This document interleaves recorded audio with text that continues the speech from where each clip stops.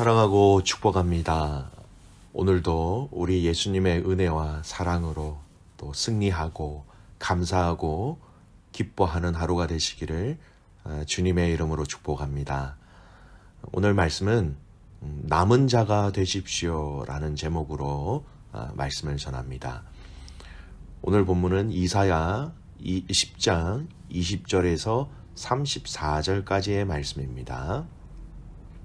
그날에 이스라엘의 남은 자와 야곱 족속의 피난한 자들이 다시는 자기를 친 자를 의지하지 아니하고 이스라엘의 거룩하신 이 여호와를 진실하게 의지하리니 남은 자 곧 야곱의 남은 자가 능하신 하나님께로 돌아올 것이라. 이스라엘이여 내 백성이 바다의 모래 같을지라도 남은 자만 돌아오리니 넘치는 공의로 파멸이 작정되었습니다. 이미 작정된 파멸을 주 만군의 여호와께서 온 세계 중에 끝까지 행하시리니 그러므로 주 만군의 여호와께서 이르시되 시온에 거주하는 내 백성들아 아수르가 애굽이 한 것처럼 막대기로 너를 때리며 몽둥이를 들어 너를 칠지라도 그를 두려워하지 말라. 내가 오래지 아니하여 내게는 분을 그치고 그들은 내 진노로 멸하리라 하시도다. 만군의 여호와께서 채찍을 들어 그를 치시되 오렙 바위에서 미디안을 쳐 죽이신 것 같이 하실 것이며 막대기를 드시되 바다를 향하여 애굽에서 하신 것 같이 하실 것이라. 그날에 그 무거운 짐이 내 어깨에서 떠나고 내 멍에가 내 목에서 벗어지되 기름진 가당에 멍에가 부러지리라. 그가 아얏에 이르러 미그론을 지나 믹마스에 그의 장비를 두고 산을 넘어 게바에서 유숙함에 라반은 떨고 사울에 기부하는 도망하도다. 딸 갈리마 큰 소리로 외칠지어다. 라이사야 자세히 들을지어다. 가련하다 너 아나도시여. 만메나는 피난하며 게빗 주민은 도망하도다. 아직 이날에 그가 노베서 쉬고 딸 시온 산 곧 예루살렘 산을 향하여 그 손을 들리로다. 보라 주 만군의 여호와께서 형력한 위력으로 그 가지를 꺾으시리니 그 장대한 자가 찍힐 것이요 그 높은 자가 낮아질 것이며 쇠로 그 빽빽한 숲을 베시리니 레바논이 권능 있는 자에게 배임을 당하리라. 아멘. 여러분 우리가 이 땅에서 삶을 살아가면서 소망과 기대감이 없다면 그것처럼 암담하고 좌절스러운 것은 없는 것 같습니다. 소망과 기대감은 언제나 우리를 더 활력 있게 하고 또 움직이게 하고 또 그 소망과 기대감은 항상 우리를 이끌어가는 것이지요. 이사야의 말씀을 묵상하면서 계속해서 하나님은 하나님의 심판의 말씀을 이야기하시지만 이 심판은 바로 하나님의 그 회복을 위한 심판이고 이스라엘을 살리시기 위한 방법이지 영원히 그들을 멸망시키고자 하시는 것은 아니었습니다. 우리가 이 이사야서의 말씀을 보면서 심판을 볼 때마다 소망과 기대감, 왜냐하면 하나님은 이들을 포기하지 아니하셨다라는 것을 알 때 우리는 그 의미를 더 깊게 알 수 있는 것이지요. 오늘 읽은 본문의 말씀도 하나님이 다시금 이 심판 가운데서도 당신의 자녀들, 당신의 백성들을 향한 희망과 소망의 메시지를 전하고 있는 것을 보게 됩니다. 오늘 말씀은 그 희망과 소망의 말씀 그리고 이후의 말씀은 아수르에 대한 심판에 대한 내용인데요.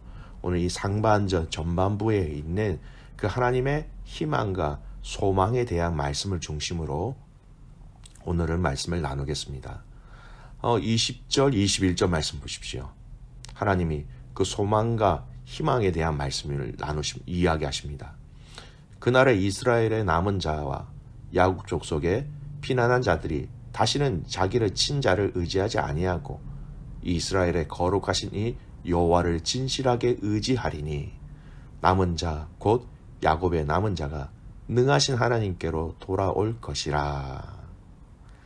여러분, 이 심판 가운데서도 남은 자들이 있을 것인데 이들은 그들을 의지하였지만 다시 그들을 친 아수르를 의지하지 아니하고 나에게로 돌아올 것이다.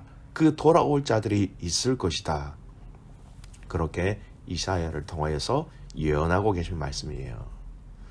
여러분, 성경의 역사를 보면 언제나 하나님은 많은 사람들을 통하여 일하신 것이 아니라 당신의 마음을 알고 당신의 뜻을 아는 자들 몇몇을 통하여서 하나님은 일하셨다는 것을 우리는 알 수 있지요. 남은 자가 여러분 다수는 아니지요. 소수의 자입니다. 그런데 그 소수의 자들을 통하여서 하나님은 당신의 일들을 이루어 가신 것이지요. 한번 기억을 되살려 보겠습니다. 홍수로 모든 코로 숨쉬는 생명들이 다 이 땅에 멸하였지요. 하지만 남은 자들, 노아의 가족 8명, 죽은 자들의 수와 비교해 볼 때 정말 작은 수입니다. 그러나 하나님은 이들을 통하여서 새로운 하나님의 역사를 시작하신 것이지요. 사사 시대를 보십시오. 하나님은 사사 한 사람 또는 그와 함께 했던 몇몇의 사람들을 통하여서 이방 사람들의 압제 가운데 있는 당신의 백성들을 지키시고 보호하시고 구원하여 내시고 인도하신 것이지요. 많은 사람이 아니었습니다. 남은 몇몇을 통하여서.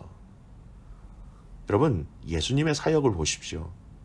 예수님도 많은 사람을 세우신 것이 아니라 단 12명을 통하여서 12명의 이 제자를 통하여서 일을 하셨지요. 12명의 수가 여러분 얼마나 적습니까? 하지만 그 12명을 통하여서 하나님은 이 땅에 놀라운 복음의 역사가 일어날 수 있도록 12명이지만 그들을 사용하셔서 12명을 상상할 수 없는 수많은 사람들을 이 복음으로, 이 복음 앞에 돌아올 수 있도록 하나님 허락하신 것이죠. 여러분, 이것은요, 성경에 기록된 이 틀 안에서만 여러분 확인할 수 있는 게 아니에요. 더 많이 있습니다. 기독교 역사 가운데 일어난 놀라운 부흥의 운동을 자세히 살펴보아도 하나님은 몇몇 되지 않는 사람들을 통하여서 하나님의 놀라운 부흥의 역사를 이루어 가셨구나라는 것을 알 수 있습니다. 남은 자, 소수의 몇 명을 통하여서. 미국의 휘튼 대학의 기숙사에 모여있던 또 조그만 사람들의 그 기도 모임을 통하여서 미국과 영국의 부흥에 여러분 불쏘시개가 되었어요. 그 부흥 운동이 결국은 또 한국으로 건너와서 한국에서 원산과 평양 가운데 놀라운 부흥의 역사가 또 이어지게 된 것이죠. 한국에서 일어난 그 부흥 운동도 마찬가지예요. 미국 선교사 하디 선교사님 한 분의 회개를 통하여서 원산의 놀라운 부흥의 역사가 일어났고요. 또 이 부흥의 역사가 평양에 많이 있었던 그 교회 가운데 장대현 교회라는 한 교회를 통해서 조선이라는 이 나라에 놀라운 영적인 부흥의 역사가 일어나게 된 것이죠. 여러분, 남은 자, 소수를 통해서 하나님은 일하고 계신 것입니다. 여러분, 우리의 가정에서도 또 우리 주위에서도 찾아볼 수 있는 경우가 많지요. 가정 안에서 한 사람이 예수님을 믿어 그 한 사람을 통하여서 그 가정과 그 가문에 복음이 증거되어지는 것을 우리는 얼마나 많이 들었습니까? 그리고 중요한 것은 그 일들이 지금도 일어나고 있다라는 것이지요. 한 교회 시작도 과거에 보면 한 분, 두 분이 가정에서 예배함으로 시작하여서 교회가 건강에 세워지는 것을 우리는 얼마나 많이 듣고 보았습니까? 사랑하는 귀한 믿음의 가족 여러분, 하나님은 언제나 이 남은 자들을 통하여 일을 하시는 겁니다. 사람이 많이 있다고 되는 것 아닙니다. 사람이 많이 모여서 재정이 많아서 되는 것 절대 아니지요. 하나님의 당신의 뜻을 정확하게 알고 믿고 의지하는 몇몇의 소수를 통해서 하나님은 놀라운 당신의 일들을 이루어 가시는 겁니다. 오늘 저와 여러분이 우리의 가정, 우리 교회, 이 호주 땅에 하나님의 남은 자가 되시기를 주님의 이름으로 축복합니다. 그 남은 자들을 통하여서 하나님은 가정을 살리시고 공동체를 살리시고 교회의 거룩을 지켜나가게 하시고 하나님의 사역을 일으켜 세우시는 것입니다. 두 번째, 이 남은 자들의 특징이 있어요. 여러분, 이것이 더 중요합니다. 이 남은 자들의 특징이 무엇이냐? 20절 말씀 보십시오. 이스라엘의 거룩하신 이 여호와를 진실하게 의지하리니. 여러분, 하나님을 진실하게 전심으로 의지하는 자들이 남은 자라는 것입니다. 여러분, 우리가 남은 자 이렇게 얘기하면요, 이렇게 의미를 알아요. 그냥 죽지 않고 남아있는 자. 물론 이것도 당연히 죽지 않고 생명이 있어야 하나님께 사명을 받을 수 있죠. 그런데 이것으로만 이해하는 것은 그 의미가 부족하지요. 하나님을 진실하게, 정말 진실하게 의지하는 자들이 바로 남은 자들이라는 그 의미의 핵심적인 정의라는 것입니다. 죽지 않고 이 땅에 남아있다 할지라도, 내 생명을 보존하고 있다 할지라도 내 안에 하나님을 향한 참된 마음, 주님을 의지하는 진실된 마음이 없다면 여러분, 이것은 남은 자라고 얘기할 수 없는 것입니다. 한 예를 들게요. 어떻게 보면 저는 이 남은 자다라는 이 의미를 이렇게 좀 표현하며 여러분에게 설명해 드리고 싶습니다. 세상에 많은 사람들이 있어요. 근데 그들의 눈앞에 세상과 주님이 두 선택의 길이 있습니다. 많은 사람들이 세상에 설 수도 있고 주님 앞에 설 수도 있는 그 선택의 상황입니다. 하나님을 선택할 것인가, 세상을 선택할 것인가. 처음에는 하나님을 많은 사람들이 선택하였습니다. 그래서 양분으로 나누어졌는데 하나님이 계시는 그곳을 선택한 사람들이 굉장히 많이 있어요. 근데 그 선택한 그 상황 속에서, 그 자리에서 많은 핍박과 유혹이 그 하나님을 선택한 자들의 앞에 주어지게 되는 것이죠. 그 핍박과 유혹이 때로는 아프고, 때로는 힘들고, 때로는 속이 쓰리고, 때로는 고통스럽습니다. 이 환경 가운데 하나님 편에 서 있던 자들이 자꾸 이런 고통과 아픔이 없는 세상으로 조금씩 그 자리를 옮겨가는 것이죠.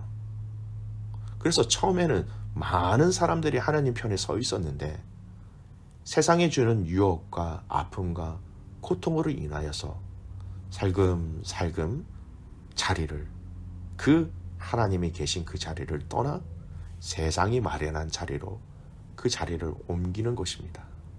그런데 이런 상황에도 불구하고 내가 아파도, 내가 힘들어도, 내가 괴로워도 나는 하나님이 계신 이곳에 있겠습니다 라고 진실되게 하나님께 그렇게 고백하고 또 그 자리에 서 있는 자들이 여러분, 성경이 이야기하고 있는 진정한 남은 자가 되는 것이에요. 사랑하는 코너스톤 한인교회의 믿음의 가족 여러분, 그리고 오늘 이 말씀을 듣는 귀한 믿음의 성도 여러분, 진실함으로 주님이 계신 자리에 함께 있는 남은 자가 되시기를 주님의 이름으로 축복합니다. 세상은 점점 자신들이 있는 자신들의 자리로, 자신들의 편으로 오라고 계속해서 우리의 손을 잡아당길 것입니다. 근데 그 세상의 손을 잡지 않기를 바랍니다. 뿌리치기를 바랍니다.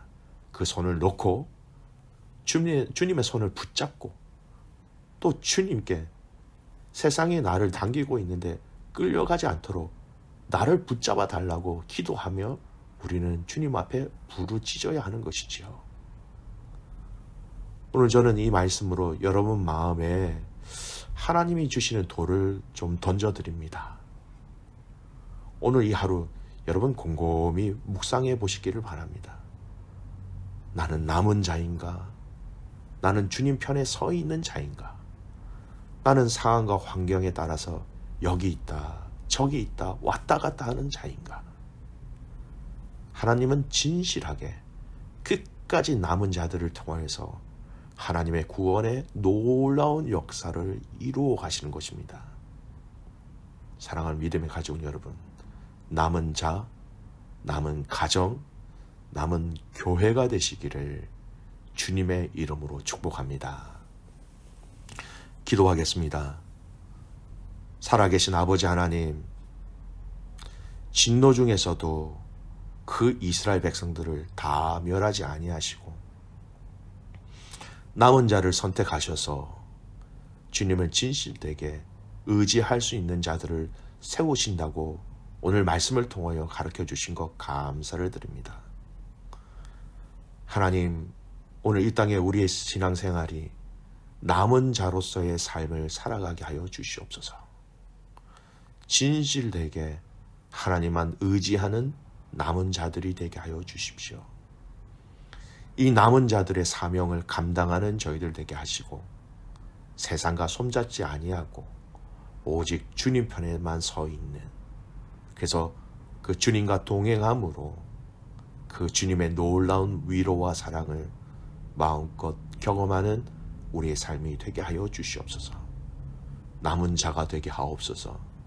남은 가정이 되게 하옵소서. 하나님 더 간절히 소원하기는 이 코너스던 한인교회가 주님께서 말씀하신 이 남은 교회가 되게 하여 주셔서 주님의 마음을 시원케 해드리는 복된 교회 되게 하옵소서. 그렇게 행하신 하나님을 신뢰하며 살아계시는 예수님의 이름으로 기도드리옵나이다. 아멘.